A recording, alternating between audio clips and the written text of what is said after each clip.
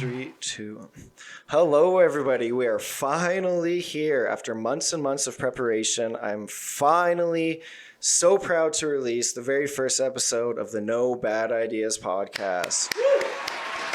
I'm going to insert a couple clap applauses there, so it sounds like, we've got a big audience here. Real quick, though, I do want to say we're going to be releasing episodes every Sunday, and we have a high caliber of guests coming up. It's going to be super amazing. Each guest is bringing something completely different to the table, and I'm so excited to let you all know about it. We are going to be doing episodes every Sunday, so every single Sunday, make sure you are paying attention. Real quick, before I start this, I do want to say, please just do one thing, super simple, move your thumbs over, and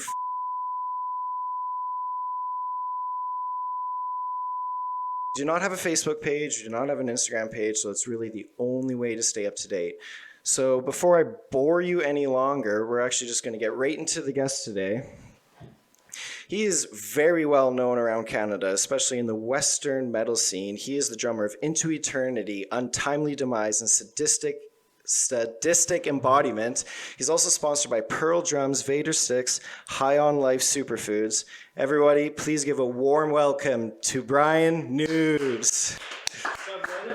Nice to see you. Thank you for being here, man. Cheers me one more time. Yes, sir. Yes, sir. Thank you. This guy poured me a beer. It's, 10, pretty much 10 in the morning. This is the earliest beer I've had in a while. So Yeah. thank you, brother. Appreciate it. No, I was actually pretty happy when you said it. I was like, well, it looks like it's going to be an interesting day. In a mason jar, too. I really like that. That's wicked. So I know you're back in Canada for being in winter, but you actually spent a good portion of your summer touring in Germany, if I'm not mistaken. Yeah, we, Untimely Demise played one show at Headbangers Open Headbangers Open Air in, I'm trying to pronounce the name, Brandenburg. I think I did that right. And that's just, it's a little farming community just outside of Hamburg, Germany. And I can't say enough amazing things about the festival promoters, organizers, all the staff. It was really fun doing that because I got to come back, and right after that we did Loud as Hell with Jeff and Ryan. And, I was happy to report to them that, really the atmosphere there and the professionalism is right on par. In Germany, in Europe, they do music on a whole other level. Mm-hmm. And it was fun to kind of relay that info to Jeff and Ryan, just let them know that they're doing everything right. The way that Jeff and Ryan run their festival, it's right on par with the way that, they do things over there. And, it was the same kind of atmosphere, really just friendly. There was no fights, no drug overdoses, no, nothing negative, just good times. The bands were, everyone's drinking, having a good time, but just responsibly. And, all the bands are cool, no egos, no BS, just a really great time. Can't say enough good things about it. Oh, that's awesome. That's awesome. I actually know a lot of people are very familiar with you just because you do have such a great following. So let's actually kind of want a little bit start at the beginning. When did you really first get into drums? So yeah, it's kind of an interesting story. I started what would be considered late as far as musician standards. I started around 15, and it all started because I went to a talent show. I had some friends in high school, still good friends with these guys. And they had a little sort of garage band, and I started hanging out with them, and they said, and by the way, I wasn't really a music guy before this. I was into biology and science, and I had short hair and I wore like button-up shirts, and I was just total nerd, and that was just what I was into, right? And then as I got older, I started listening to a little bit of music, and my sisters, actually Maria and Eileen, and my brothers Jeff and Phil, were they were integral for kind of introducing me to all kinds of music. Like my sisters were into dance music, which turned out to be something that I still love today. My brothers are obviously into like heavier stuff like Danzig and Anthrax and stuff like that. So they introduced me to that, but I didn't really take to it until I discovered drums. Mm-hmm. So when I went to this talent show, these buddies of mine said, "Yeah, we're doing the talent show and we're playing 4 songs, so you should come see us." I'm like, "Yeah, cool." So went and seen them, and the whole school was there. There was probably about 300 people, and they went up. They were the headliner. There was all the different talents, different people doing different things, and they were the last act, and they went up there and they played two Metallica songs. Excuse me. Two Misfit songs, and I think they had one original, which was very, similar to those kind of bands. And I remember I just couldn't stop staring at the drummer.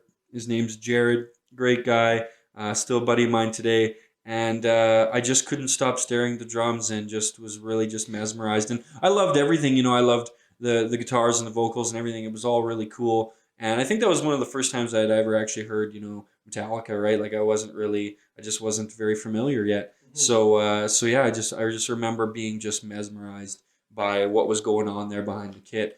And it pretty much, I remember, so after they played, I remember just saying, guys, you guys killed it. That was so cool. Like that was the first concert I'd ever been to. I'd never been to see a live band ever, right? Like it was a big deal. So, I went and the next day, I was talking to those guys. I was like, yeah, I think, like, man, those drums are really cool. I wonder if I could do that, And I was in art. I'll never forget. I was in art class, and there was this kid who sat in front of me, and I don't know how we got to talking about music, or I think he was at the show. He went to the talent show too, and we were just talking about how cool the show was, and man, that band was really cool, yeah. And I said, yeah, I think I would kind of want to maybe check out drums. And he turned around, he heard me talking, he turned around, he goes, hey, I'm selling my drum kit. And I'm like, oh, you play drums? He's like, yeah, I play. I'm just not really that into it. And he's like, yeah, I'll sell it to you for like $175. And I was like, yeah, sweet. So I went and talked to my dad. I said, Dad, I think I want to play drums. And both my parents kind of looked at me and they just, drums, like, why? Like, I gotta say, my parents, they've always been very supportive of everything I've done, but they just had no idea. And I had no idea. They just kind of were like, are you sure? Like why? And I don't know. I went and seen the show and I really think I like it. And my dad said, well, I'm not paying for it. Like, my parents, I gotta thank my parents again for always being very down to earth, very, they were always working class. They took care of 5 kids and they both worked. And so they didn't have money to throw around to buy me a new drum kit, right? So I said to my dad, well, my buddy's selling a drum kit for only $175. He goes, okay, well, you can save up and buy it. And I went, okay. So I worked with my dad at the time in the evenings, a couple nights a week. And I saved up my money and then I bought the drum kit.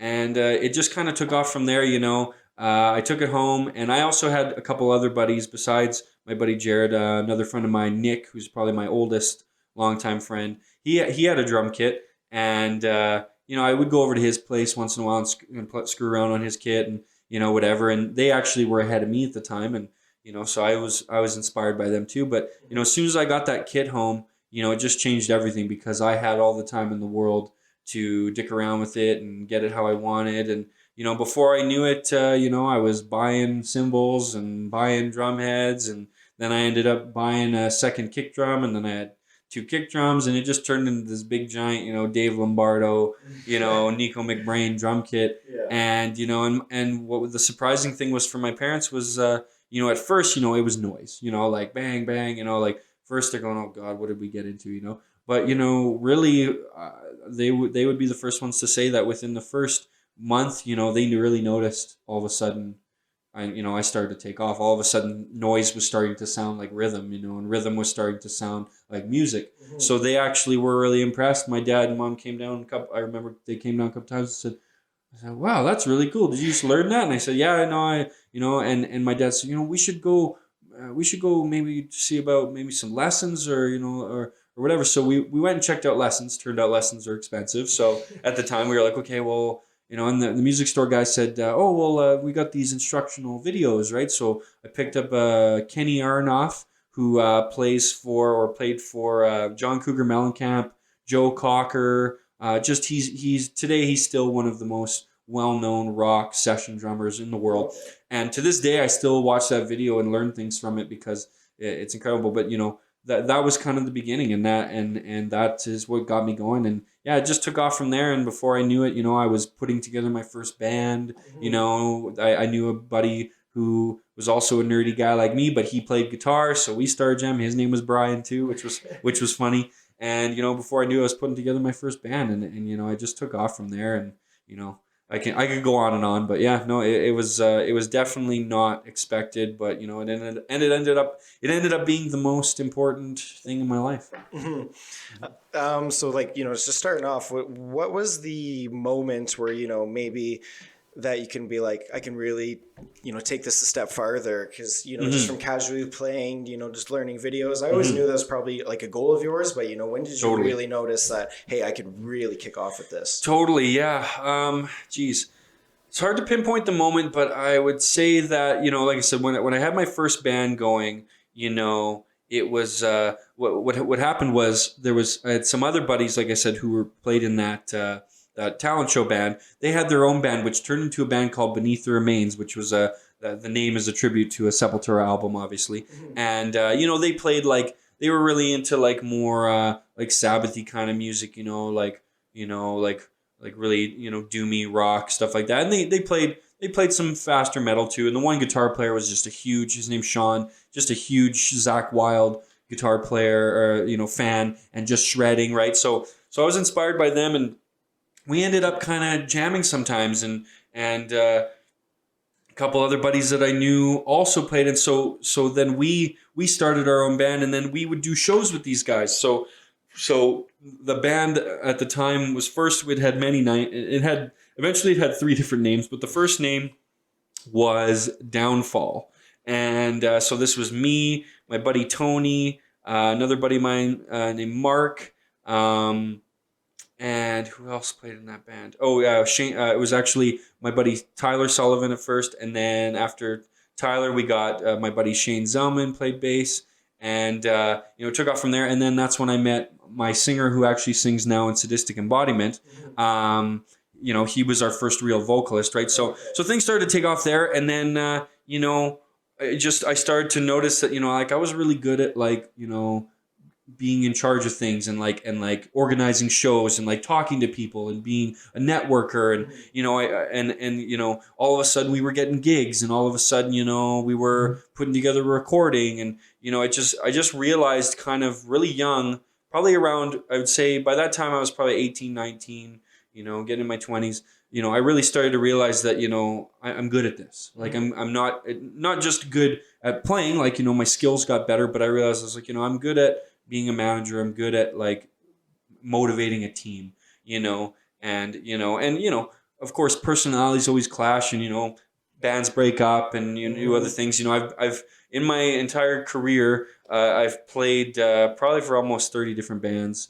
Some very successful, some were just garage bands, right? But I've seen lots of different personalities, and I've been able to learn how to work with different people, and learn how to put some of what I want on the back burner to kind of make other people happy, right? So it was kind of around that time where I realized that I'm in control of this, and I can make this go somewhere, and I have the power and the energy and the positivity to influence people and to make this turn into something successful, right? And so through many different bands and learning experiences, I've learned what works and what doesn't work, and I've learned how to be like I said, a caring, kind person to 5 different people in a band, which is very difficult. It's hard to be able to make everyone happy, and so I've just learned that that it is a job for me, and I still learn things every day. I'm not perfect at all.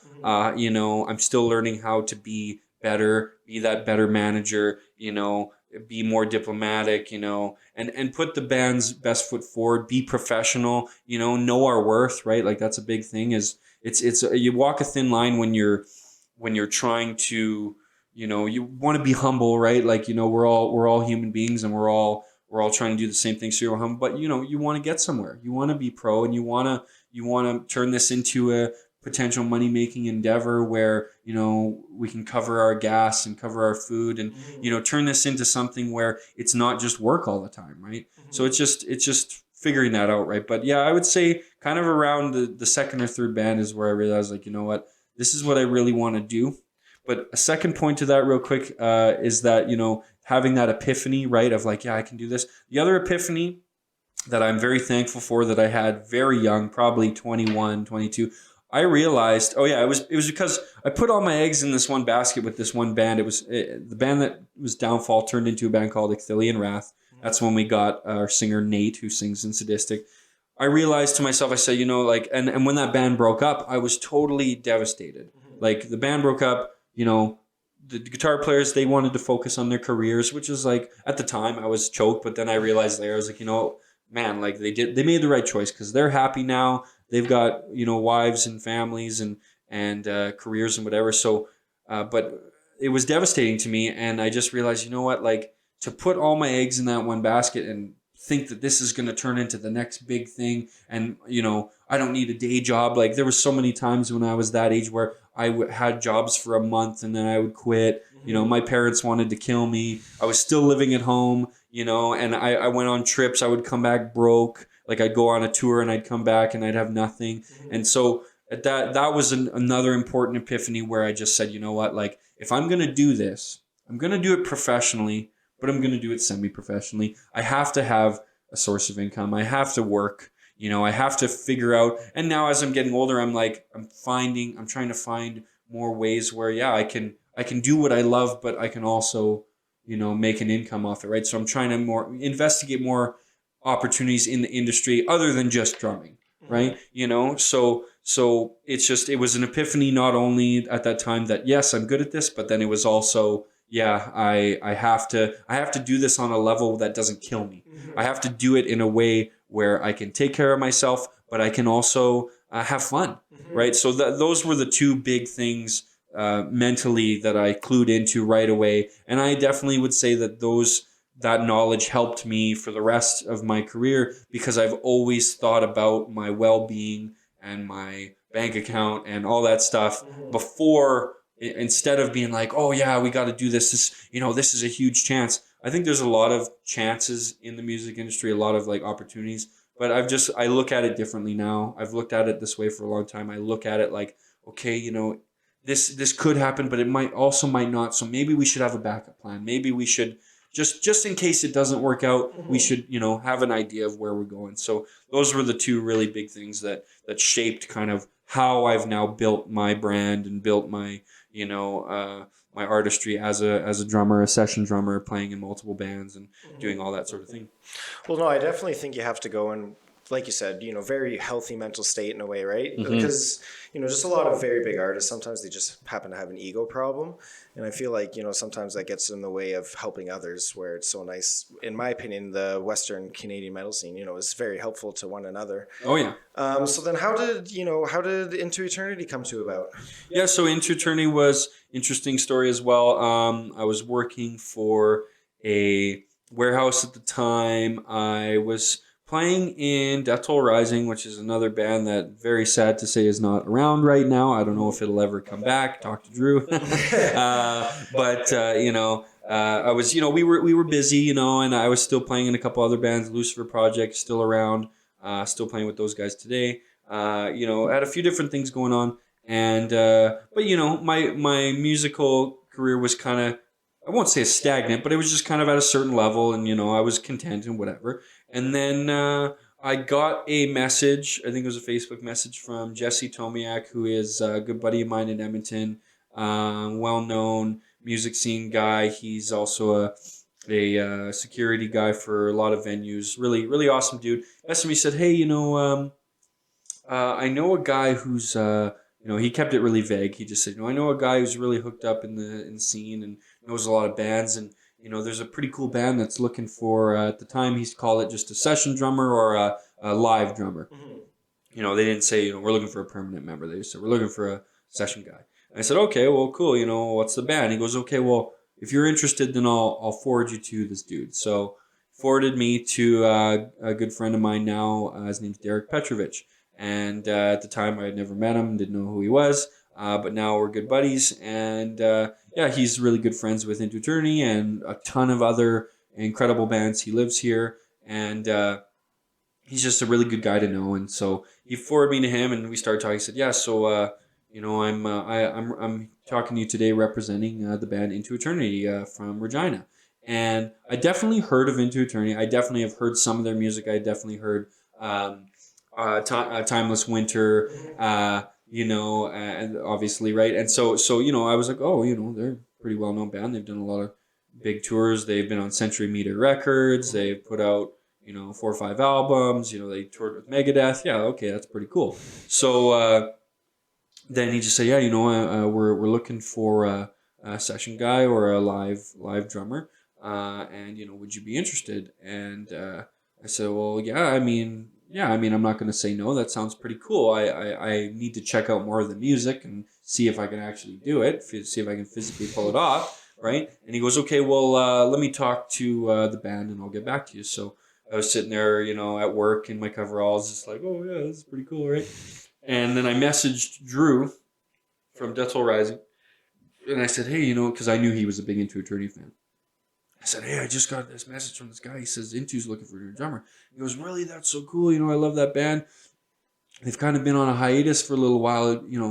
Maybe what they need is, a new guy to kind of like get things going again. Mm-hmm. And I'm like, yeah, should I go for it? He's like, yeah, totally, man. Like, I think you can do it. And he was really supportive. I really am thankful for that, and thankful for any musicians that I play with today that are supportive of like me doing other things and trying to grow my brand. Because really the truth of the matter is, anytime you do stuff, do more things, it only helps the people in your circle, right? Like, I think that's always been a point of contention for some people, is people think like, oh, he's joining this other band, he's leaving us in the dust. It's like, no, man, it doesn't work that way. Like, the music scene on a global scale is all just a bunch of friends. It's just a bunch of people that work together and play in each other's bands. We live in different cities, but we hook up and we play music, like, and that's how it works. And if you keep an open mind, you got to think about the bigger picture, realize that there's possibilities there. If I join this band or you join this band or whatever, it's only going to help us as a team to have more contacts, more opportunities, you name it. So anyway, so he was really very supportive. He's like, yeah, man, go for it. Like, because he knew that could only help our band, right? Like that puts us, that helps us get somewhere, right? Increase contacts, whatever. So, and then Derek got back to me and said, yeah, how much of this album do you know? And I was like, none. It was The Scattering of the Ashes, and he's like, yeah, well, Tim says, we'd like for you to, learn as much of this album as you can, and then come down for a tryout. And I was like, okay, well, where? Like, I didn't even know where they were. And he's like, oh yeah, we're in Regina. I'm like, okay, well, that's not that far. That's no big deal, right? And he's like, yeah, like, can you drive or whatever? I was like, yeah, the vehicle I had at the time wasn't very reliable. So I was like, yeah, I don't know. He's like, yeah, you could bring your drums. I was like, yeah, I don't know. Like, I don't. He's like, well, you could fly down, but you'd have to cover your own flight. Like, you'd have to pay for that, whatever. Like, we're not covering it. It's just a tryout. He's like, and, you have to come down and, but if you fly, we'll get a drum kit set up for you and whatever. You just got to show up and play. So I said, okay, let me get back to you. So I went over to Drew's house and I said, I need to borrow a Scattering Ashes. He's like, yeah, no problem. So, because, at the time, I don't know. Well, yeah, YouTube was around and whatever, but like, it wasn't, social media wasn't at the level that it is right now. This was 2010, 2011. Yeah, I joined in 2011. So this would have been 2009, 2010, something like that. So, so I needed the CD. So I put the CD in and took it home. I had my little practice kit. And yeah, some of the songs were, really difficult. And I was like, fuck, like, I don't know if I can do this, right? But I think I learned about 3 or 4 songs in a day. And, by today's standards, music standards, that's still pretty good. I would definitely say that I'm very thankful for, I've practiced a lot, definitely put in a lot of work, but there's no doubt that I definitely have a gift. Some people would call, somebody once said I had perfect pitch. Another person had said, like, oh, you have like a photographic auditory memory, like where you can hear something like once or twice and it's just, and you don't forget it. It's just in there, right? So there's no denying that I've got this gift, and I'm very thankful to be able to, retain material, riffs, melodies, things very, very quickly. Like, and it makes sense because in school, I was horrible at math, but I was very good at sciences. I was very good at like recalling information. I could read it and it would stay, right? So that shows that obviously that's my talent, right? My talent is in my ability to just remember things. So they were impressed. They're like, oh, 3 songs in a day. That's pretty cool. And they're like, okay, well, how soon can you be here? And I was like, well, when do you need me? And so I think it was like a Tuesday or Wednesday, and they said, well, how about you fly down on Saturday? And I was like, oh, fuck. So I was like, okay, yeah, let's do it. Fuck it. So, sorry, I'm probably not supposed to swear. No, fuck that. Yeah. Okay. Fuck. Okay. So, anyway, booked my flight. I told my parents, and they were stoked for me. They were like, oh, this sounds great, you know. And my dad's like, I knew you'd make it, you know. Like they're already counting their money, thinking that I'm, you know, gonna become some rock star now or whatever. They're already, you know, they don't know that, you know, the way the industry is. It's, you know, it's always work, more work, and then, you know, hopefully one day you get to that level where you're making money playing music, right? So, but either way, we were all excited, and so I flew down on the Saturday, I think it was, and I got picked up by the other guitar player who doesn't play in the band now, but he's still a big part of the band. He's the band's engineer, Justin Bender. Really great guy. Still work with him all the time on all my band's projects. By the way, if you need mixing and mastering, please go to Justin Bender at Divergent Sound Studios. There you go, buddy. But yeah, phenomenal guy. And so anyway, he picked me up at the airport. It was minus 43 with the wind chill in Regina, because I think this was the time of year. I don't know. It was probably I think it was January. It was cold, and he picked me up in this tiny little car because, you know, you get these ideas of like, oh, what's it gonna be like? I'm gonna get picked up in a limo and blah blah blah. You know, you're thinking all this stuff. I get picked up by Justin in this tiny little black. It was like almost like a Miata, like it was tiny, and there was something wrong with the defrost, so the defrost didn't work on the car. So we had to like scrape it every like. It was so cold, so like every 10 minutes we'd have to get out and like scrape it because like he couldn't see. And we're like driving along, the heat wasn't working. I was like freezing, and so we go and we show up, and it was my first time meeting Justin. He's like, "Hey, Brian, you know, nice to meet you, buddy." He's like, "So we're gonna go to my house. That's where we jam.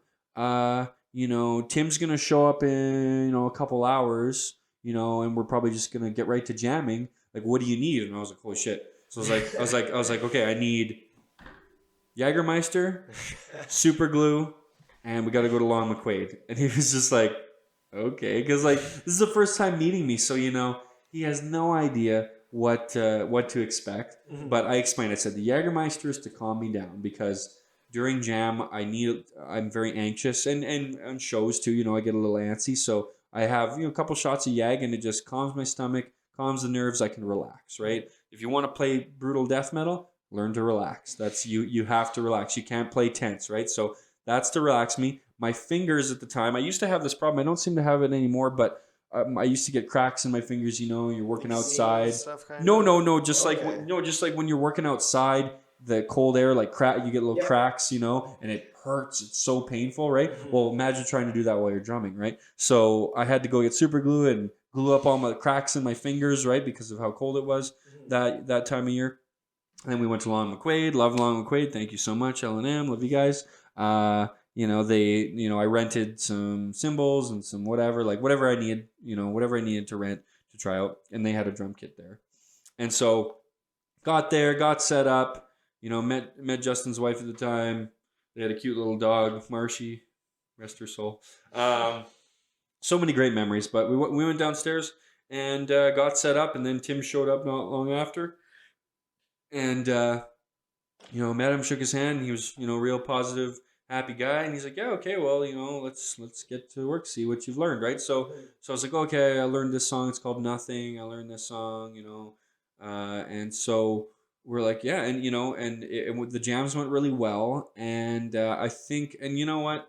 This was not really in my thought process, but I've always, since from a young age of playing, I've always loved drummers that show off, that do stick tricks and whatever. Tommy Lee and, you know, Lars and all those guys. They're all, you know, showman guys, right? Mm-hmm. So it just kind of became natural part of my playing. I remember I actually devised sort of like a practice routine, like a warm up involving stick tricks and whatever. So it just kind of started to become second nature. It wasn't like, oh yeah, I got to do this stick trick. I just started doing them naturally, right? Like without even thinking about it. Mm-hmm. So I think, you know, at that time I was really on top of my game that way. And I was practicing a lot. My drumming was like really, because I didn't have a job, or no, I did have a job at the time, but I was practicing a lot. My drumming was on par. You know, I was killing it, whatever. So we got in there and we jammed.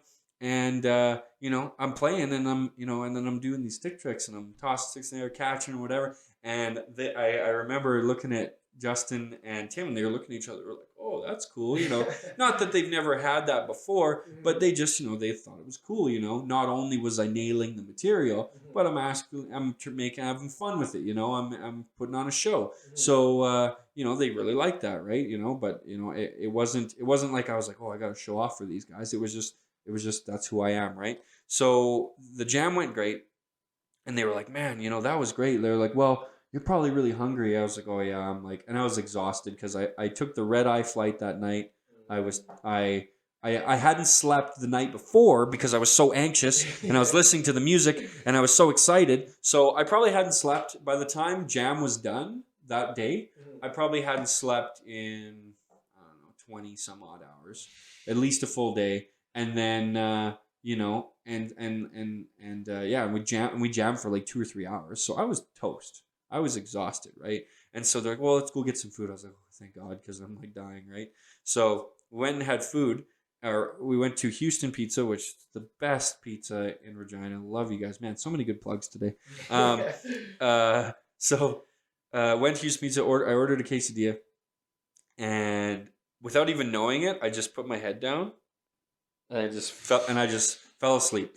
And the guys were like, and they went, "Did he just fall asleep?" And they were saying, and I found out later they were saying, "Well, like is he got narcolepsy?" Or like they actually thought I had narcolepsy because this is the first time they met me, and then whatever. So I was fully out for like, I would say like 20 or 30 minutes, and then my food showed up. As soon as my food showed up, I was like, woke up and I was like, "Oh yeah," and I ate my quesadilla, and they were laughing because they were just like, "What the hell?" I was like, "Dude, I've been up for 20 some hours. Like I didn't sleep the night before because I was so nervous." They're like, "Okay, that makes sense," you know.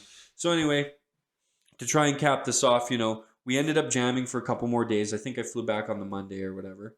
I took one day off work or whatever. And but the thing that really kind of gave me, like, remember, it was a tryout. There was three, I think there was two or three other drummers they were trying out within the same week. And so, you know, I wanted the gig, but I think what tipped the scales was not only the showmanship or whatever, but then over the next 2 days, the songs that I didn't know we worked on, and they said, "Okay, well, you don't know them all. Let's learn them right now."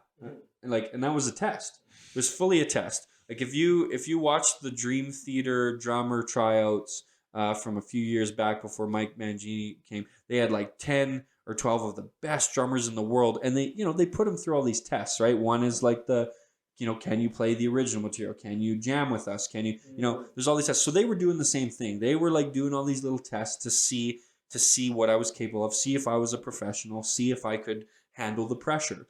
So that was one test. They were like, "Okay, well, let's just learn it right now." And I was like, "Okay." They probably thought that I would be like, "Oh, well, I don't work that way. I got to learn it on my own." But no, I was like, "Yeah, sure, let's just do it riff by riff."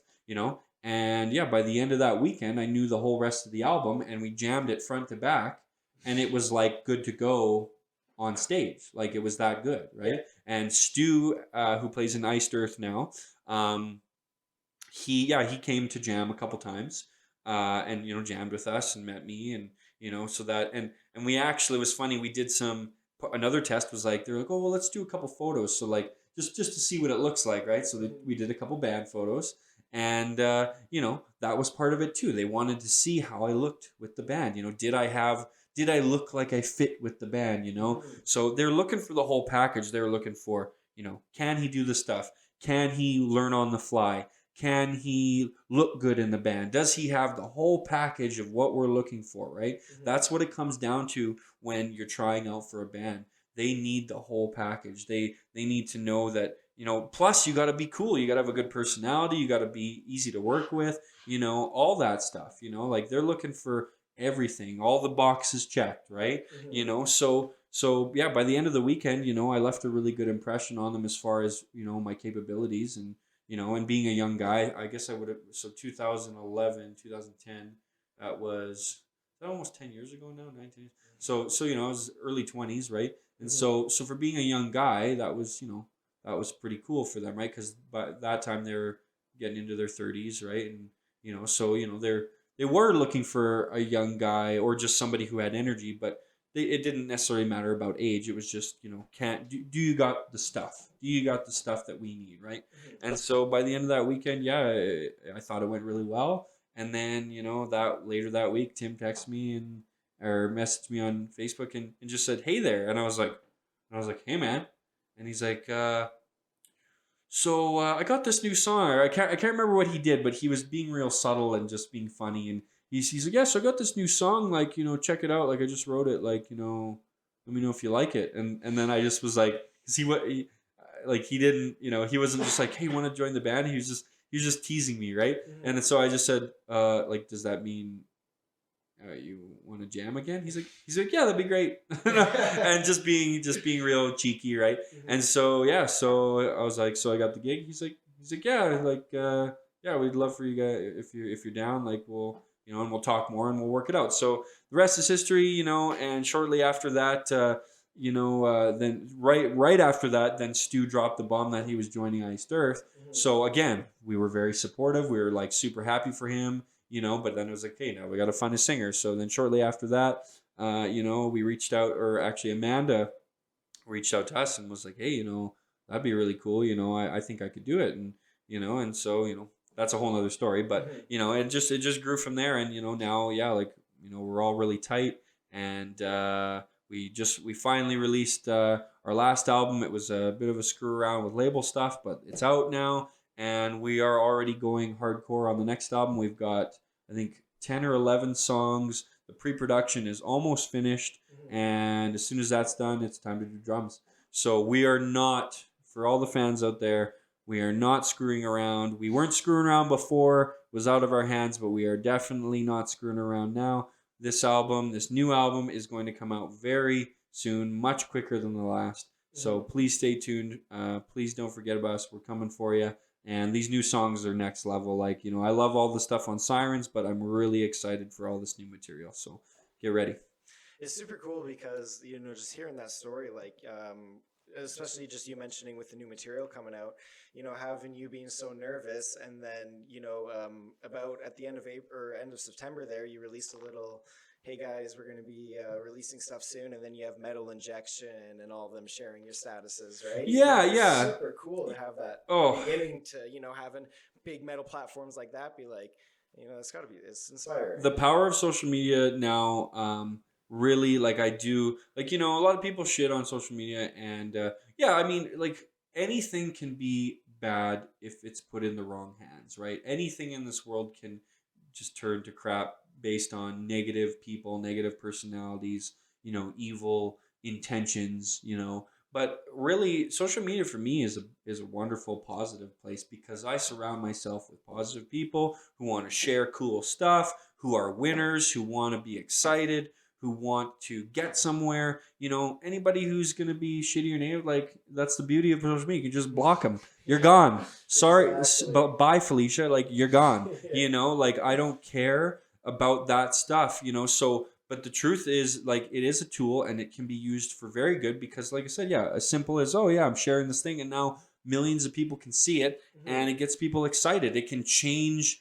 Every time you read something on social media, it either makes you happy, sad, or whatever, right? I'm trying to spread positivity and excitement. So when I post something, I want it to, like, inspire people. And when they read it, they want to go, oh, like, that's cool, and it improves their mood and makes them excited. The only shitty part is, you're gonna get those people who are jealous and haters and all that crap. All they ever have to say something negative about what you're doing. Whatever. I don't care about those people. It doesn't matter to me. But the truth is, you can use it for good, and yeah, it's very handy for just being able to get the message out there if you've got something important to say. And yeah, for bands, if you have a business, whatever, like, it can be such a great tool. It's just, you got to know how to use it, and you got to know how to not be discouraged. Like, even your dad, he made a post the other day how he was so upset about, he was like, fuck Facebook. He was so upset because of all the stuff going on about Don Cherry and politics and all this crap. And he's just like, fuck Facebook, it's just a bunch of negativity. And I'm like, yeah, well, it can be, but like if you see it, just get rid of it. Like, if you don't like it, if it doesn't resonate with you, get rid of it. Like, you don't have to see it. You have the power with the internet to choose what you see. Don't look at something that offends you and then get all offended and say some shit, right? Like, choose to not look at it. Like, that's what I just don't get about a lot of people is like, they complain, and I'm just like, look, it's within your power to change your reality. Your everything in your reality is augmentable based on your choices. You can make, you can live a happy life, live in a happy zone, but it takes work, it takes effort to make it that way. And so for me, positivity is like everything to me. I really struggle with trying to deal with people that can't see the bigger picture, and they focus on these little things and they get all upset. And I'm like, look, if you focus on this bigger, where we want to be, like, visualize where you want to be, and then apply the knowledge, apply the tactics, we will be there. We can get there. We can get to a place where we're happy, but it's going to take a lot of focus, energy, and positivity. And so it's just, I again, to comment on what you said as I went off on a tangent, I love that I have this power to post things, and yeah, big sites will pick it up, and like, that's just, it makes me happy, right? So I'm really thankful for those opportunities in this modern world, right? So I utilize it. I use it to my best ability. I don't use it I use it for good, not for evil, right? Like, I just want to play music. I just want to inspire people. So that's why I use social media the way I do, and I've gotten a few compliments on it too. A lot of people say, I love your posts. I love that you're always positive, saying nice things. And I'm like, hey, that's why I do it. Like, I'm not doing it to show off. I'm not doing it to say, hey, my life is so great. Because guess what? My life is just as hard as everyone's life.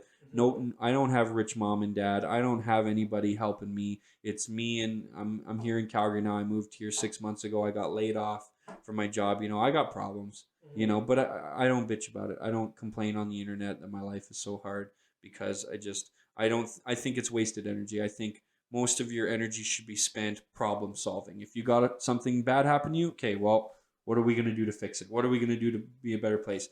I find that if I spend more energy doing that, I will get to where I want to be quicker than if I sit there and cry about it. That being said, we all need to grieve when things happen, for sure. No doubt on that. But I've just as I've gotten older, I've got less and less time for complainers and whiners. I just can't.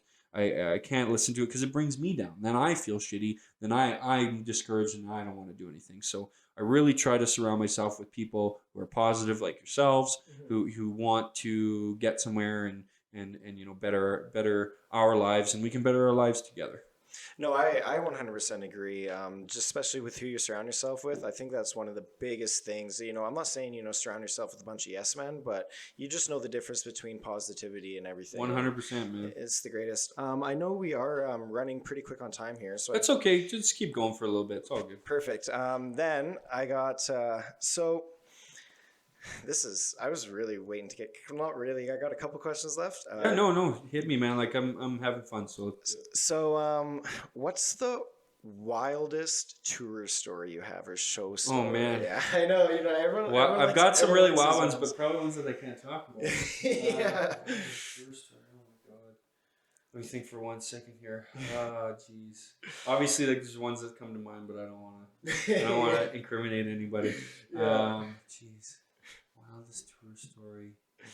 I don't know. I think what's just fun is that, like, especially when you're kind of on a very, like, low level as far as, like, where you sit in the music scene, whatever. You never think you're gonna get to have, like, rock star parties and stuff, right? So there's definitely been some instances with, like, Death Toll and Into Eternity where we showed up in a city and not knowing what was gonna happen, and the show ends up being phenomenal, and then it's like right after we're done packing up, hey, this guy just invited us to his house, there's gonna be a big party, he's supplying all the booze and whatever. So we show up and it's this big house, and at the time, this particular story, at the time I was single, right?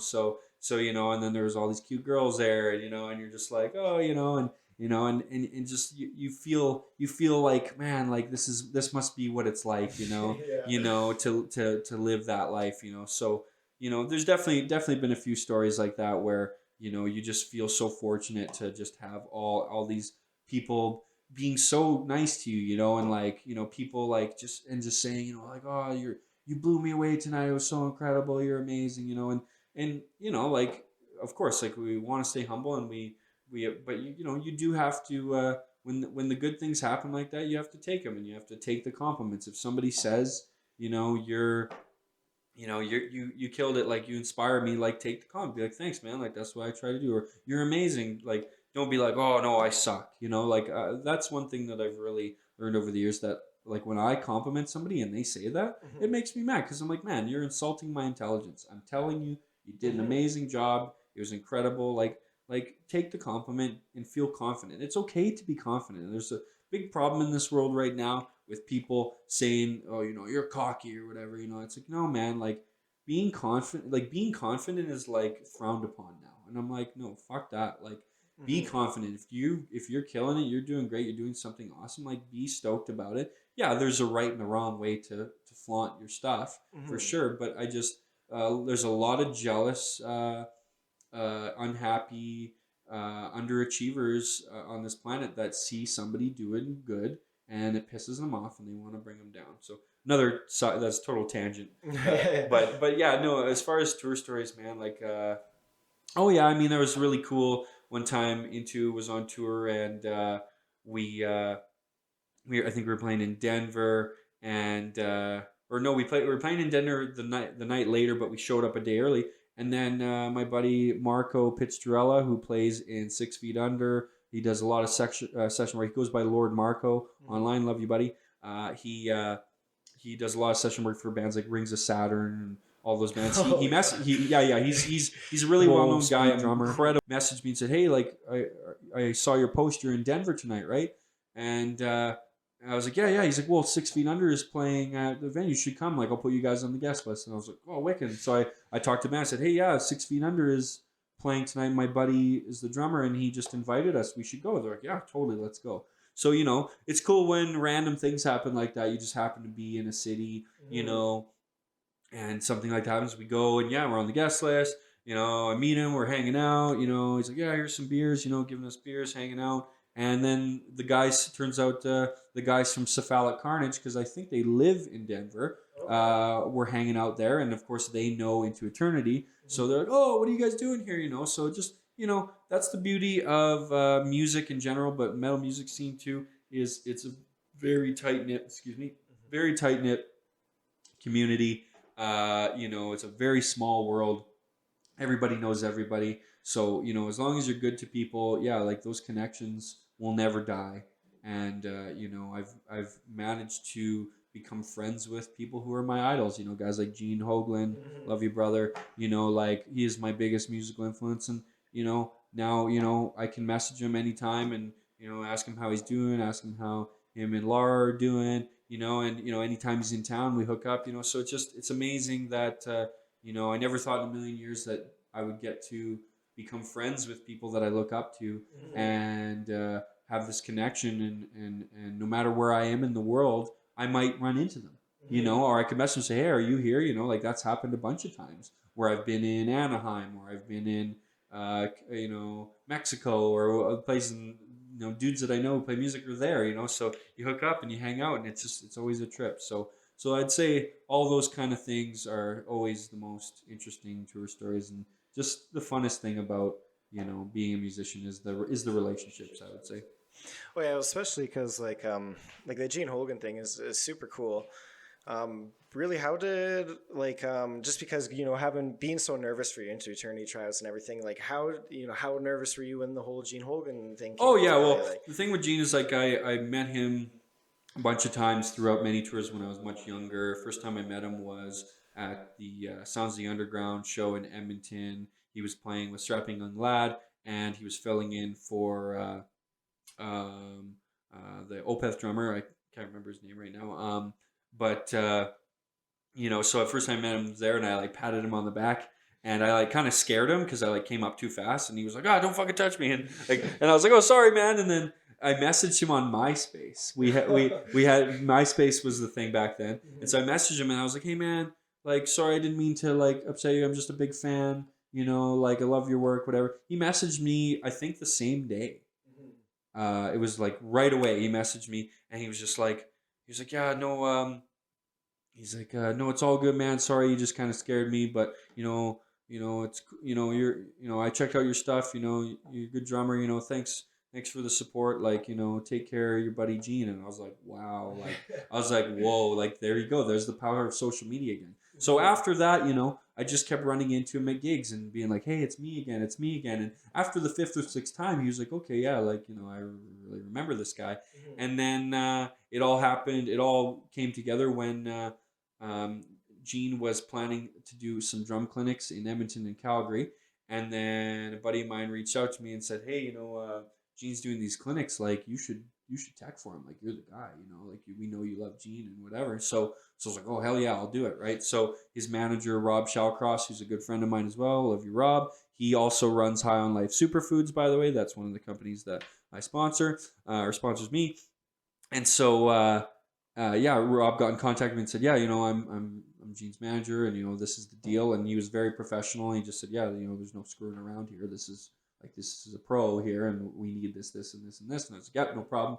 So, yeah, we did the Edmonton gig, and he knew who I was. He knew who I was because we had met multiple times, but he didn't know if I was a professional. He didn't know if I was capable of doing the job, all that sort of thing. And, I worked really hard that night and I proved myself. And then my band Lucifer Project actually played the after party because they had an after party after the clinic because it was like a big event. A ton of people showed up. And he stayed to watch Lucifer Project. And as soon as we were done, he left because he went to his hotel and we had to do Calgary the next day. So as soon as I was done there, I had to pack up everything and get ready to go to Calgary, right? So, but I saw him the morning after at the breakfast place we were going to with my buddy Derek, who's also good friends with Gene. At the place we went for breakfast called Eggs and More. Love that place. Love the Eggs and More. So many good plugs.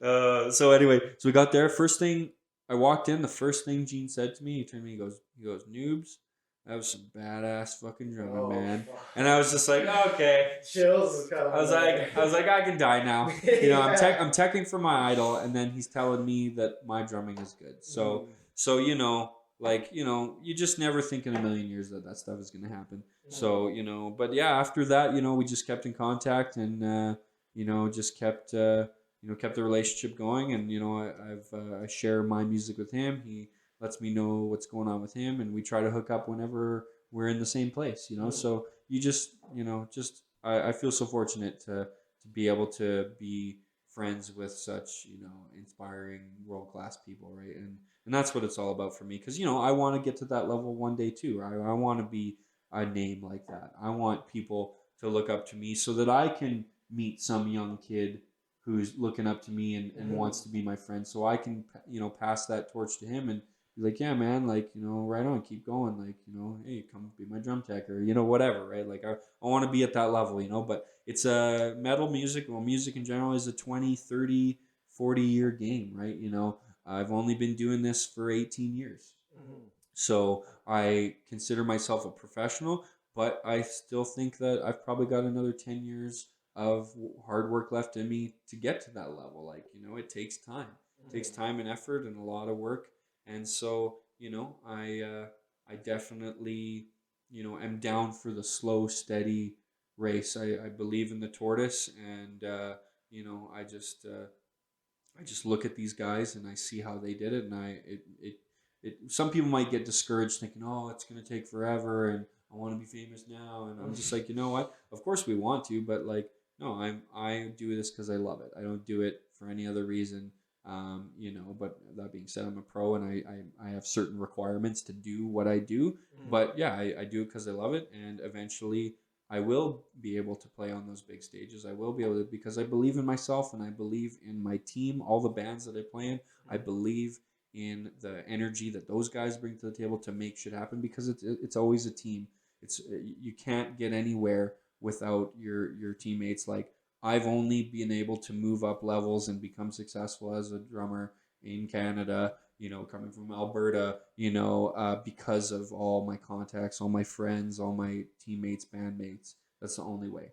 Special thanks goes to everyone who's ever been a part of what we do together. That's the only way. And I try to do, and like I said, I do the same for them. Any contacts, any way I can help them in music, I do the same. It's always been a team effort, and I would not be doing what I'm doing if it weren't for them. So. Last question, actually, before we get you out of here. So, like you said, you've been part of so many bands.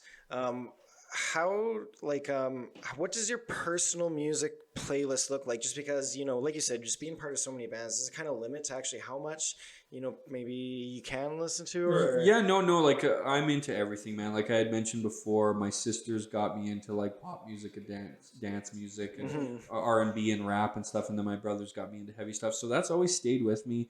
I don't listen to metal all the time.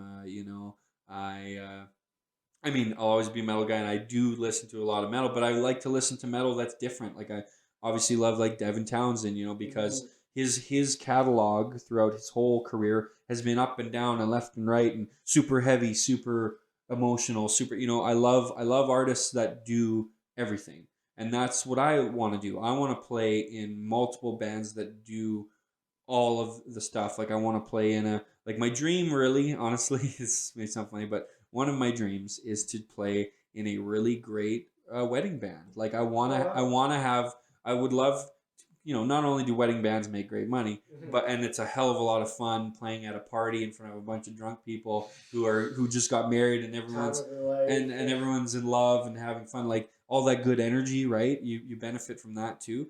But yeah, just playing a repertoire of top 40, Michael Jackson and like I don't know, like Bee Gees, whatever, right? Like just because those all those songs have really shaped the world and have shaped who I am too, right? So I love playing metal. Metal is my heart. But you're going to find that a lot of metal musicians, because metal is so broad, how many different subgenres of metal are there? Bazillion. There's just as many subgenres of metal as there are other genres. So to me, it's like you're going to find most metal people, other than like the elitist, you know, whatever, Black Miller, whatever those kind of people are. I don't know what. But other than those people, you'll find that most metal musicians are into everything. They are multifaceted. They love some pop music, they love some rap music, they love some, and that's me, man. Like I'm very open to a lot of things, and I will say a huge shout out to my wife Danica. I love you, baby. She's really made a huge impact on how I see the world, and kind of getting a little emotional here. She she has a really amazing story, her life and her family as well. They're just very open, amazing, caring, like open-minded people. And so, just when we met 3 years ago, it changed a lot of my views on a lot of things, not just like different types of music, but different perspectives, different people, people who have different sexual orientations, or people who, um, struggle with their own identity or whatever, right? Like she's really helped me understand that stuff. And so, I love talking to people who are open minded, and and the cool thing about art and music is like you meet people who are multifaceted like that. They usually end up being well rounded people too. Like they usually end up being really non-judgmental, not like super religious. Like I'm not a super religious guy because I believe most religions are all the same thing, so it's nice to talk to and meet with people who they're just open, right? Like they're down for anything as long as it's good and it's not hurting people and whatever. And I feel like I've always been that way, but it really, I would say that I became my true self when I met Dan, and she really helped me be my true self. And I definitely think that the best of my career and the best of my future, especially with her, is yet to come. So That's seriously so amazing to hear. That's why I was actually also just so excited to have you here. Just like you said, the way you use social media, I like how you always call everyone fam, right? It's like, we're all one here. Yeah, no, I mean, and that's the truth. Like I want everyone that is in my circle and on my page or whatever. I want everyone to just be positive and like be kind to each other and like, like every time I see like a negative comment on somebody's shit just for like no reason, it just like it just makes me like I'd be lying if I said it doesn't make me angry and doesn't make me want to just like strangle somebody because I'm just like because I'm like just like what is the point of that? Like Yeah. why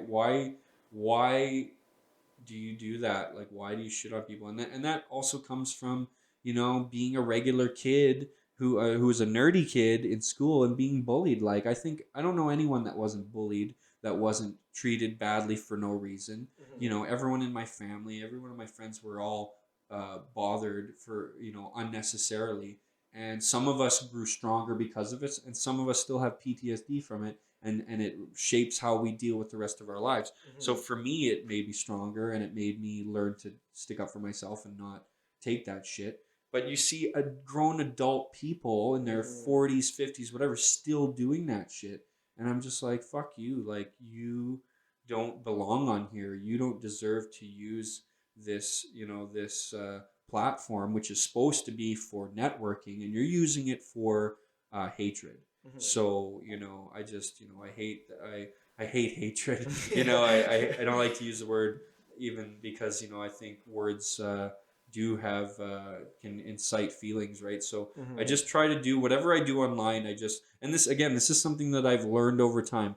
You might, after somebody hears this interview, they might go on my page and look back 10 years ago on my Facebook and say, oh, you said something negative here. Well, for sure. You know what? We're all human beings and we're all growing. And I consider myself a work in progress always. I've made a lot of mistakes in my life. I've hurt people. I've pissed off people. I've made, wrong decisions. No doubt about that. I just think that, as long as you learn from your mistakes, you can get better. And like, I don't want to be sitting here on a high horse acting like I'm preaching, like I'm better than anyone. But I think that it's just like, these are things that I've learned and that I try to do every day. And, because I use social media so much, I just try to make whatever I do on there like positive. I try to make it enjoyable and not hurting anyone, not offending anyone, whatever.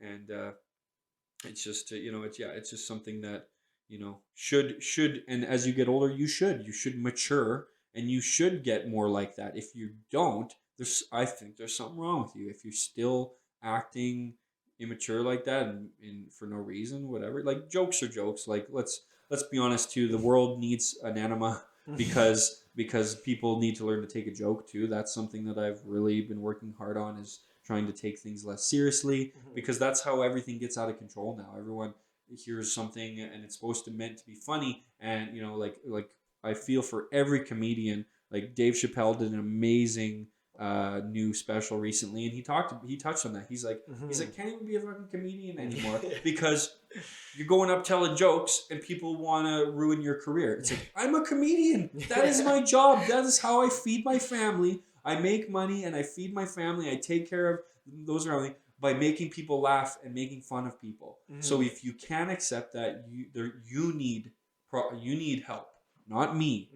So it's just like I've really become very aware of all that stuff. And so it's difficult to be your genuine self and still without hurting anyone. So I feel like I've gotten to a really good point with how I present myself and how I deal with business. But the funny thing is even when you're positive, as I said, you're still gonna get people who shit on you because it makes them jealous, because it makes them angry, it pisses them off that you're doing good and you're, you know. But like, if people could really see my life, they would see that I'm just a regular dude. I've got tons of problems.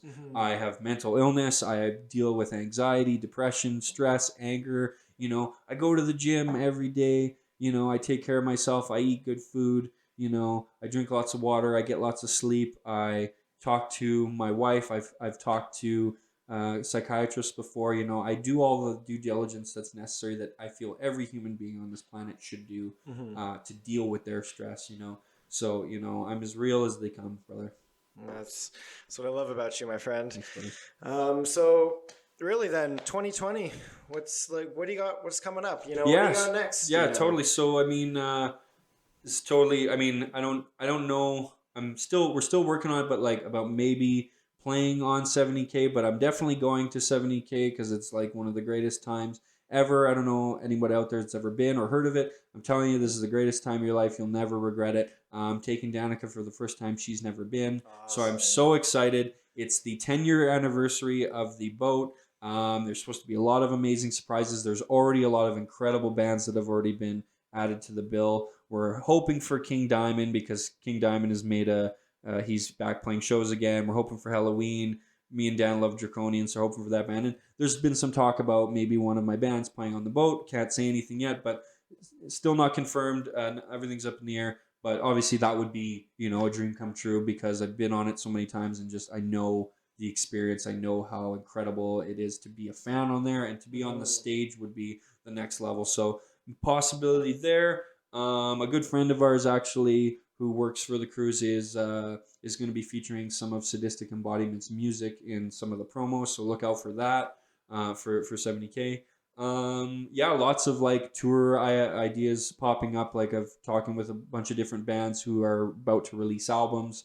Untimely Demise is now working on our next album. Pre-production is almost done for that. So as I said, Into Eternity almost is almost ready to do drums. So I'll be doing drums for Into Eternity and Untimely Demise within the next probably in the next few couple months. Like I would say January, February, maybe March. Like we like to get recording started, before winter, right? Because we've got springtime comes quick, and then it's like, hey, we gotta be planning shows, right? Yeah.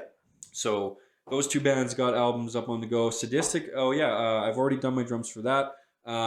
We are at guitars. Guitars are almost done. Bass is getting done right now.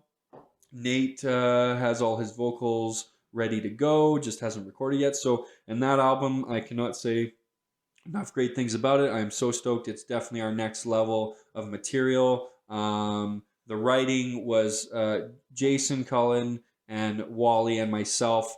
Everyone has contributed. Obviously, every band is always a team effort. We always, when we release music, we say, all music written by Sadistic Embodiment. We don't say, oh, this person wrote this riff or whatever. Like the truth is we all do it. I have a huge stake in all the structuring of all the music. Nate writes all the lyrics, or actually Curtis wrote a lot of lyrics on their first album. He's writing lyrics on this now, so everyone has a lot to do with it. But the writing was definitely a team effort, and it's a very good mix of some really heavy stuff, some very melodic, epic stuff. It's all over the map. So I'm really excited for that band. That's been a labor of love for me for it's only we've only been a band just over 2 years now.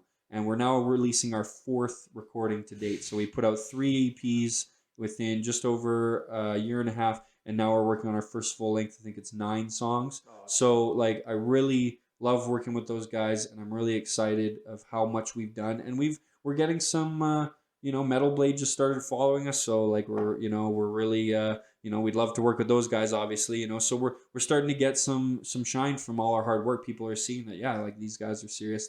When they want to release music regularly, like we don't want to stop. And when this album is done, we're going to start writing again. Like we don't want to be that band that records one album every 6 years or whatever. Like we can't do that.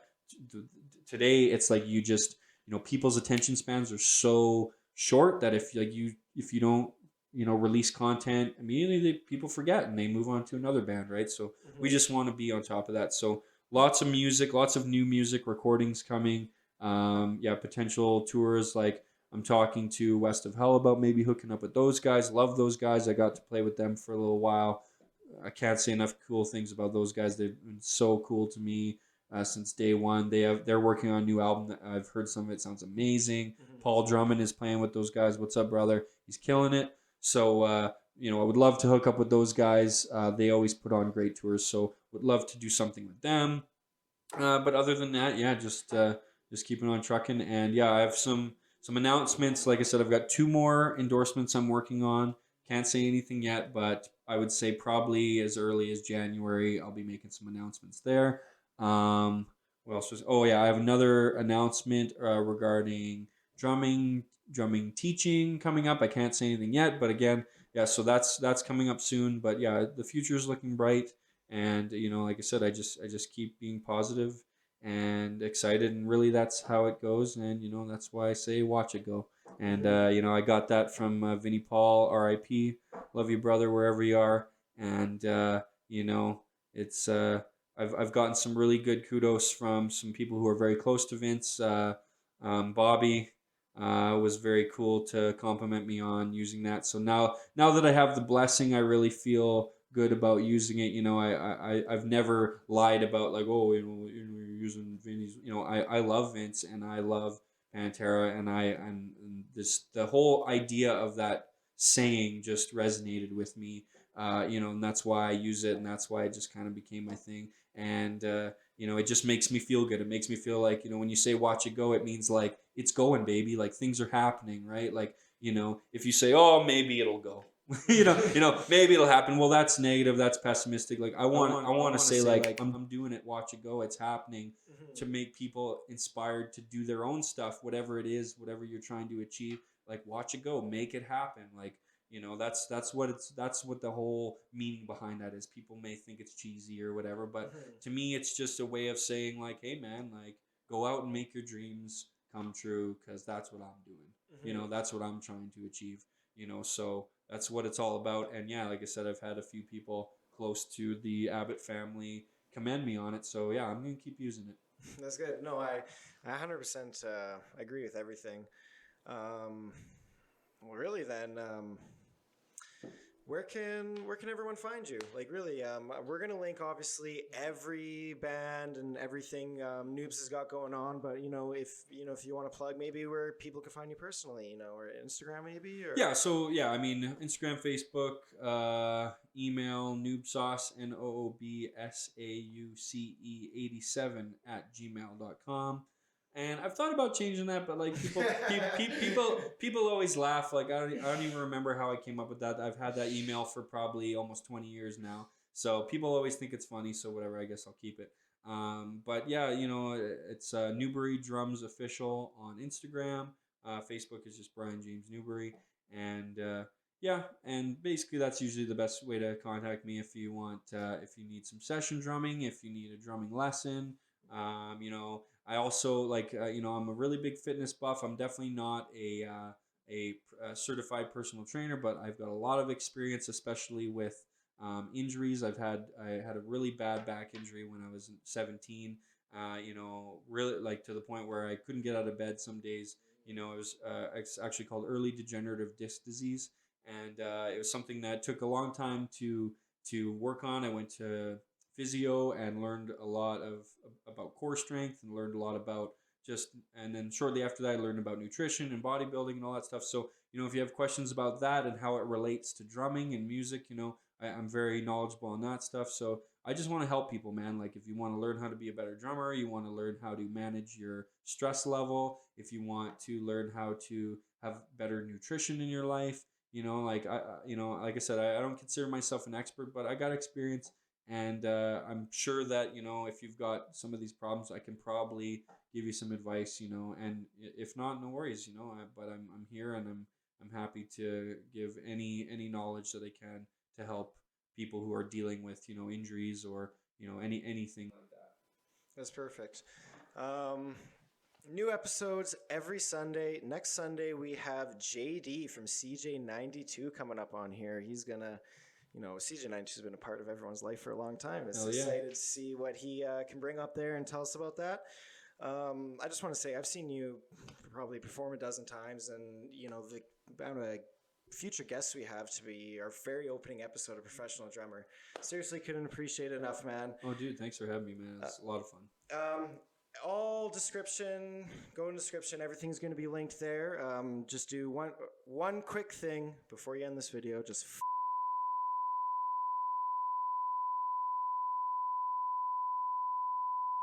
and fucking cheers, brother. Thank you again. Thank you so much for having me, brother. Appreciate it. Fucking A.